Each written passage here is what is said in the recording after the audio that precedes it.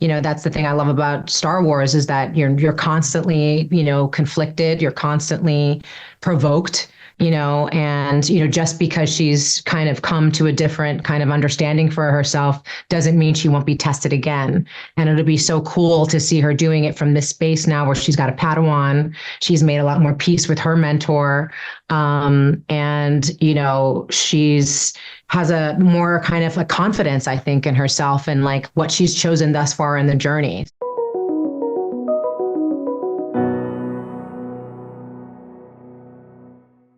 Thank you, everyone, for coming to the SAG-AFTRA Foundation conversation about Ahsoka. I'm Amy Ratcliffe, editor at Nerdist, and I'm here with Rosario Dawson and Hayden Christensen. Hi, you two. How are you? I know you've been doing a lot of press. Are you hydrating? We're trying, yeah. Stay hydrated. Okay, good. Good. Everyone needs to drink more water. I'm a grandma. Like, just I could go around. Same here, grandma as well. Grandma, actually, I like to say. That's a better way to put it. It makes me feel like cooler when I'm like cross stitching and then trying to give people snacks. So I read that you first met in the 90s at acting school. When did you first find out you'd be working together just a few years later on Star Wars? Just a few, yeah. Yeah. Just a few. We're not going to do math. I don't know.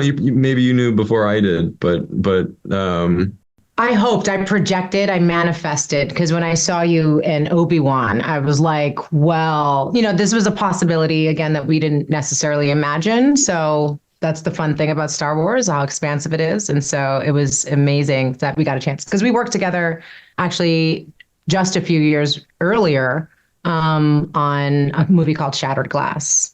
That we didn't even have any scenes in, but we were able to kind of hang out and spend some time and reconnect. Yeah. So this was like a dream to imagine.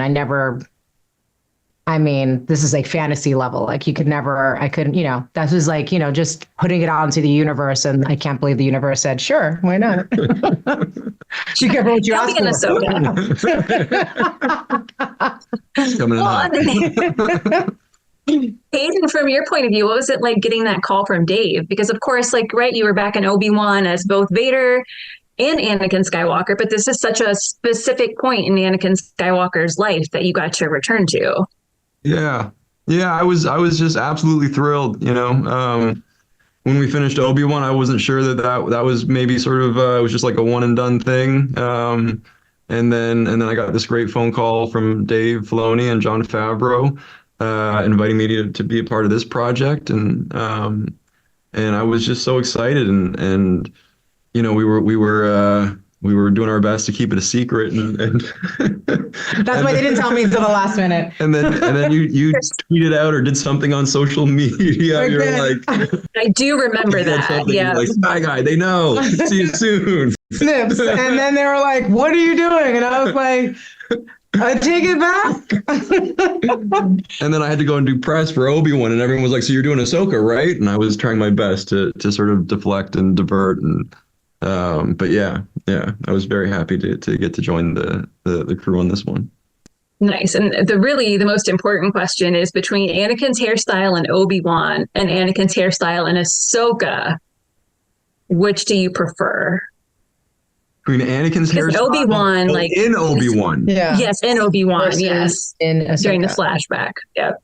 Oh, I'm not. It's hard to pick, but I loved what we did in Ahsoka, and I really enjoyed getting to play Clone Wars era Anakin, and that was a different look for the character, and everyone who contributed to creating that look did an amazing job, I thought. Yes, agreed. It was a very cool representation of the animation kind of touches to the screen. Yeah.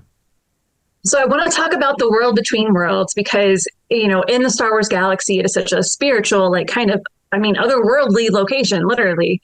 Rosario, what was it like? What was the set situation? Was it like volume mixed with a different stage, or like how did that come to life? I have to say this was one of the more interesting kind of experiences to film because a lot of it is on the volume that we shoot, so everyone can see everything. But on this one, we had this like like maybe about a dozen feet in the air, this like runway track that we were on that had a grating with lighting underneath.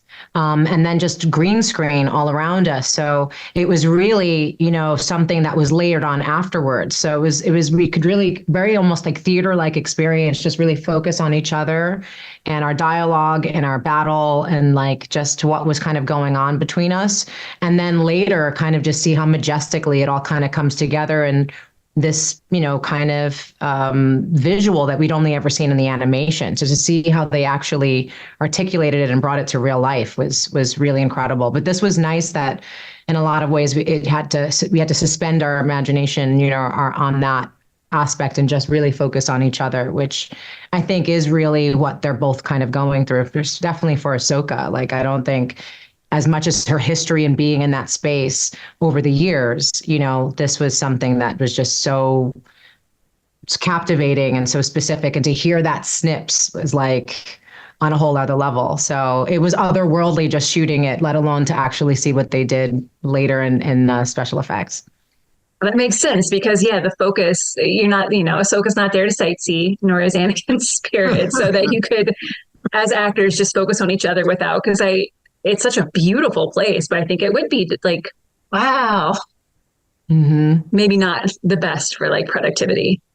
But talking about like, when you slice and you break it and she falls, it's like, we're just kind of, it was like theater kind of, you're making this movement. It's just like, and you're falling, but all of it was sort of done later. And it just made, the revelation of where it went and seeing you with Ariana. Like that was like, I was so happy to not have to actually embody that and just stare at it and watch it because it was just so magical. Yeah, I was going to ask you about that, Hayden, like working with Ariana, like as a younger Ahsoka, what was that experience like? It was great. She was awesome. They couldn't have found a better actress to play young Ahsoka. And it's just very compelling to see such a younger version of the character in that environment, and you feel for her in a different way because you appreciate that it really is just this kid fighting in a war that she doesn't really want to be a part of, and it really informs the character in a really nice way, I thought, and she did an incredible job. Yeah, and to your point, seeing like, I watched all of Clone Wars, right? But seeing it in live action and a kid like fighting amongst this like, mist and smoke and battle, like it hits you harder, like how messed up of a choice it was. Yeah. I love that for the folks like you who've seen the animation, like it's so fun to see the world between worlds realized, and it's so fun to be able to see these characters in the Clone Wars. But for the folks who have not known this journey up until this point, it's such an incredible device and way of grounding sort of the arc of Ahsoka's history and experience in a way that I just think was so fun for no matter which level of understanding or appreciation or history you had with these characters. It really grounds you in this place and this question that's before her now that's offered with this reunion in this episode. Yeah, and I want to get to that because it's such emotional, like powerful scenes, right? But also some really great lightsaber fighting. And I know Ming, the stunt supervisor coordinator for the show, is amazing. And Rosario, we've talked about training with Ming before and how you really had to like step it up. But Hayden, was this your first time working with Ming? Yeah.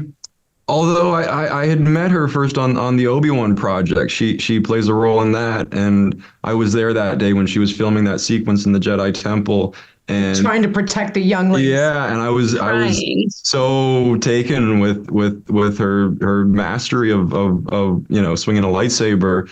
And so I was very happy to see her the role that she was playing in this project, and she's great. She's amazing, and her whole team is amazing. So we had she came up with some very compelling sequences for us to learn, and we spent a decent amount of time trying to do it as well as we could, and then we got to set and had a proper go at each other, and it all worked out. No major mishaps, thankfully. Well, yeah, because it's got to be like different, right? Because it's like you both done lightsaber fights aplenty, but like this specific relationship, this moment, and everything that's so charged. How did you find it different from your other like combat on the series, Rosario? Um, she's so reluctant in this one. I think that's an actual really interesting point that Dave brings up, for Ahsoka's, journey thus far. Is so often she has to answer, the riddle of whatever problem or crisis or issue before her with taking her saber out.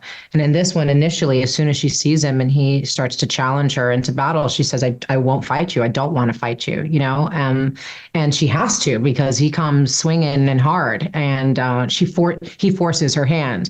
And it's interesting to see her sort of, trying to step away from that role. And it was really fun to see that sort of like reluctant, she's defending herself more. She doesn't get to be on that sort of offense that I think she tends to play more. So it was really fun to kind of play with that style, and also to be fighting with someone she knows so well who trained her.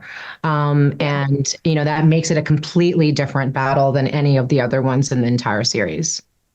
Yeah, that reminds me, with Ariana, did she like come observe like you're fighting? Like, how did she pick up some of your older Ahsoka moves that she could take back with her in the flashbacks to perform?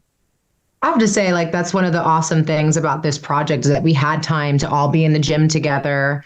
We had time to, rehearse and go over lines and kind of just meet with each other.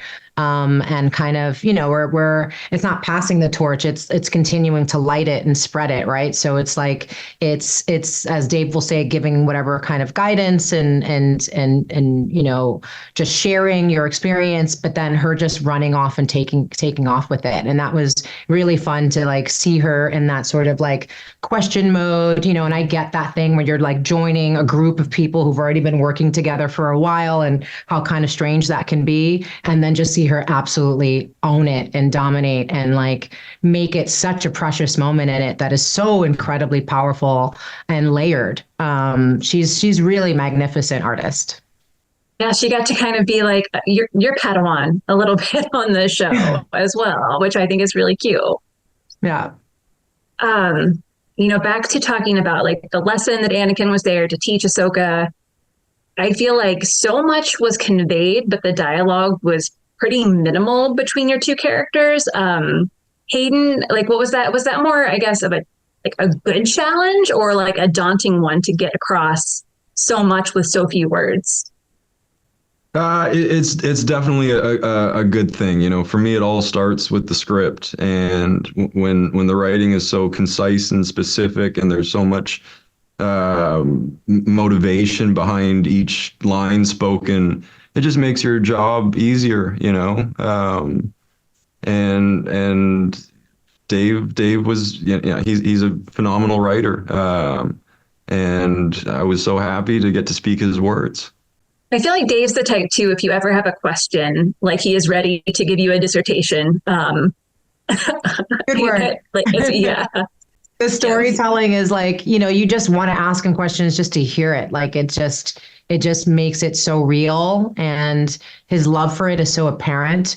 And, it's such a breath. It's like an encyclopedia. You know what I mean? Like it's kind of next level and answers questions you didn't even think to ask, which is pretty powerful. And makes you just feel so like safe, like there's a piece to being on set with him, because if there's anything wrong or that's not working, he'll say something, and having his approval is it's like it's next level, like to have an end of the day and he's just beaming is just such an incredible accomplishment. It feels so good, and it just brings you that much more motivated the next day to get back into it.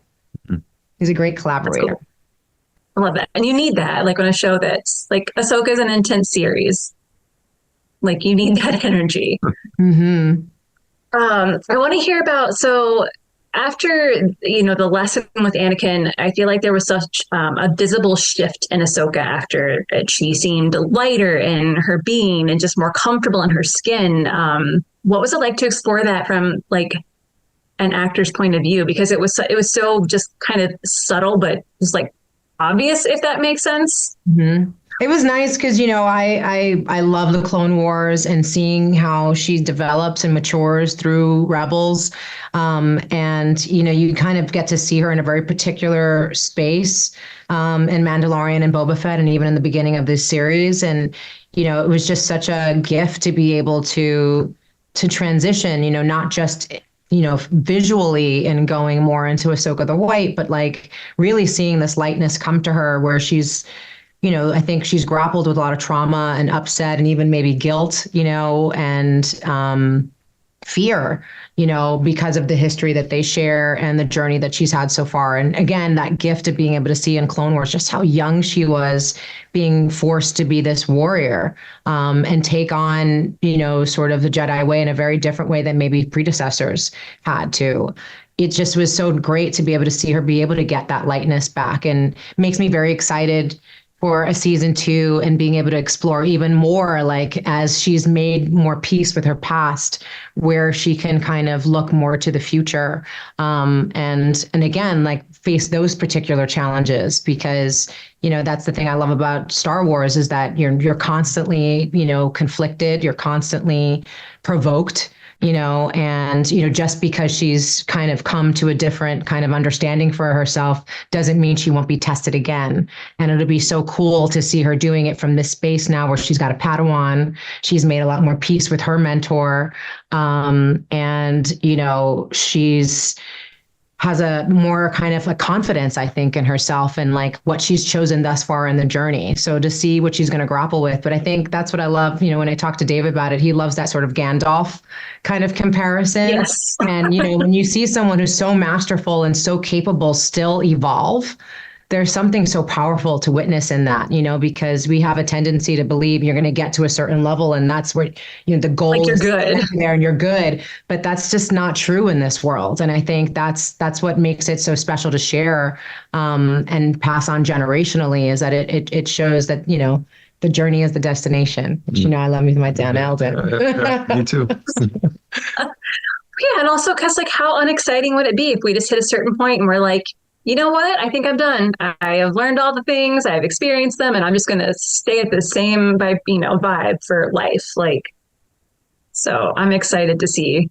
And like to your point, it's always going to be conflict. It's not Star Peace, it's Star Wars. So there's always something around the corner. Mm-hmm. And so much so when we see Ahsoka in Star Wars Rebels, and then in these live action series, we see her relationship with Anakin, from her perspective. But Hayden, I'm curious, as you came to Ahsoka to film this scene about her, reckoning with their past, did you revisit like Star Wars Rebels, like their previous confrontation as Ahsoka and Vader? What was it like to get to that place with Ahsoka? For you? I did. I went back and I watched that arc in Rebels. It really was trying to honor the relationship that was, so thoroughly developed in the Clone Wars. And for me, it was really interesting because of the way that it changes, sort of Anakin's disposition. There's a slightly different slant to the character because now he has a Padawan. And that was really interesting to get to explore, and trying to present a slightly more wise and he's always been a confident character, but there's a, I don't know, just a stillness that I was able to explore that I couldn't do in the prequels. He's always sort of very consumed by his own emotions and trying to figure out his own emotional state. And now it's really directed on someone else who he cares so much about. So that was, a really beautiful thing, I think, to get to sort of see that side of Anakin in live action. Do you feel like him having a Padawan kind of gave Anakin a little perspective into how hard it might have been for Obi-Wan to teach him? Like, because I feel like Padawan Ahsoka and Padawan Anakin had some headstrong qualities in common. Absolutely. Yeah. No, I think there's definitely some comparisons there. And, it's interesting to think about how maybe, they didn't fully fulfill their responsibility as a master. And I sort of liken the relationship, to like that of a parent and a child. And with Obi-Wan, I kind of had a bigger brother, and I would say with Ahsoka, it's more that sort of sibling dynamic too. Um, but just lots of good stuff there to lots of meaty stuff there to sort of sink your teeth into, and to sort of try to bring to life a relationship that people already care about. That was a fun challenge. I like, we were talking earlier about like that particular scene, and there's also like an almost fourth wall break in the dynamic and the conversation between them, because there's also an awareness of the full scope of the story that you don't get to, that exists in this particular space of the world between worlds, where they're, a kind of conversation that they never could have had, because she's talking with Anakin, but they're realizing the specter of Darth Vader within that conversation in a way that like couldn't exist in any other way except in that world between worlds. And so there's also just like a different kind of edge and nuance to it. Totally. That is so conscious and intentional and like robust, that is really fun. And you can see like when she alludes to him in The Mandalorian, and her fear of what the anger she can sense in Grogu, or, when she's talking to Hera and she's saying, she never finished her training. It's so, she keeps so close to the vest. And this is an opportunity to just be so direct and clear and honest. And, I think it's such a gift for both of them to be able to speak to this history in a way that only the two of them can in this particular circumstance. And so it's a very special, just thing that exists within Star Wars that doesn't exist in any of the rest of it. They're not alluding to anything. They're really speaking directly to the truth here. And that provokes something so special. Yeah. And I feel like that honesty is so key in that moment between them for Ahsoka to move on. And it was something I was going to ask. This is kind of a special, but as actors, I feel like a challenge would be, you're omniscient. I mean, maybe if you've seen all the scripts, which I know does not always happen, but what's going on, your character, things in the periphery where your character is in the dark or is still on the journey. Is that challenging sometimes to separate between this is what I know versus this is what my character knows, and like playing it out? Well, I really didn't know about anything other than the stuff that I was in. I didn't read all the scripts, and it wasn't necessary for me to do that. So maybe this is more a question for you. Yeah, it's an interesting thing for me, especially like even with that knowledge, there's still, where even you are in the scene, there's always like this subtext that's going on, and an allowance, like I remember we're already showing, even though she's still a little conflicted, you can see in the very beginning of 6, and kind of like tells Hu Yang to like take her back to the story, because she's still kind of sitting with something here. She's not completely transitioned. She's still grappling a little bit with Sabine's choice. And what I love is that like it's not like every question is ever answered. And even in that, I remember when we see her first kind of looking up and noticing the Purgles, and she gets to get even the sense of what had happened in those last moments with Sabine and that she left. I remember, like we would do this, we would look at it, and it was like before she even realizes it, even as she still later has a texture of like an upset with it, she's already accepting, she's already kind of shifting into this other thing. Like we don't give away even that sort of turmoil she has a little bit about it, because she still has this wonder. Like I think she's just so grateful from where she's come before. And so I love that there's never any like very obvious for me personally anyway, feeling that like you're always just fully just playing that one beat. You're playing the nuance of the entire space. And I think that's really fun. Like it was cool listening to Dave speak to, even when he's creating something new, he doesn't feel necessarily tethered by the past. He's writing for what's really honest in that moment. And I think the way that he writes just grounds you so much in those scenes that even knowing where it's going, there's so much to play with and work with in that scene. And these are characters that are not so direct. They're so complex that you can even allude to the hint and the energy of what's to come because they're thinking about it. Like these are really wise, experienced characters that take in a lot of perspectives, and it's fun to watch them grapple with that and still be surprised down the way. But it's also nice to kind of sit with that wisdom too, which is something very challenging for me because I'm very like fly by the seat of my pants. And so it was nice sometimes to be like, don't play like so clearly the upset with her. Like you're already, as you're processing the upset and the frustration with it, you're already also accepting it because she just came from acknowledging how headstrong she was. Right. It's very relatable. Right. And that like, you can never paint someone, as he said, is that all that I am? You can never just pinpoint someone to one choice, one defining moment. They're people are bigger than that.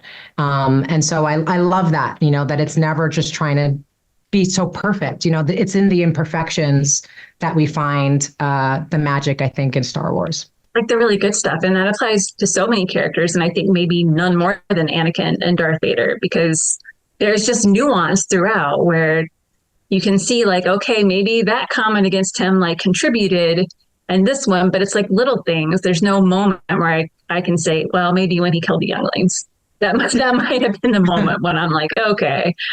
But even in this some of the fans are like, when you left the Jedi Order, and I think she feels guilty about that too. But yeah, any of those individual moments. Exactly.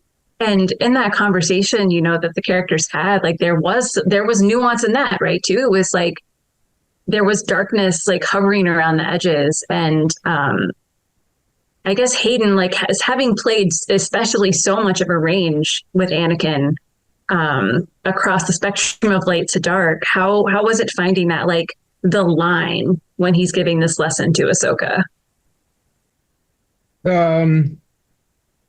Well, the balance of light and dark is always present in Anakin. But in this it was unique because he was in control of it, and he could wield both sides of the Force, light and dark, and it's kind of badass. More than that. It's true. We might have cried on set, a couple of us.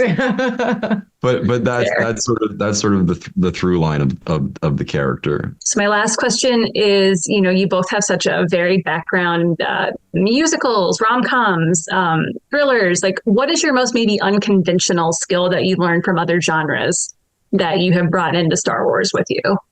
Unconventional skill that we brought to Star Wars. I don't know. Nothing that I brought from something else. The skill set was all kind of developed for this. I mean, I just think about lightsaber fighting. I wasn't swinging a sword before Star Wars. Yeah, but you were swinging a hockey stick. I was swinging a hockey stick and there you go. Fencing? Did you fence? I never fenced. Okay, just okay. But yeah, maybe my athletic inclinations before was a skill that I was able to bring to Star Wars. Yeah. I don't know. I mean, I think just being a fangirl, that just definitely helped for me. And the thing that I love doing research, so I was so grateful to have such a vast volume of stuff to be able to ingest. Ashley did such an incredible job, and just it's so robust. But I think I started looking at just like when we were doing the training, because this is the most physically demanding job I've ever had for sure.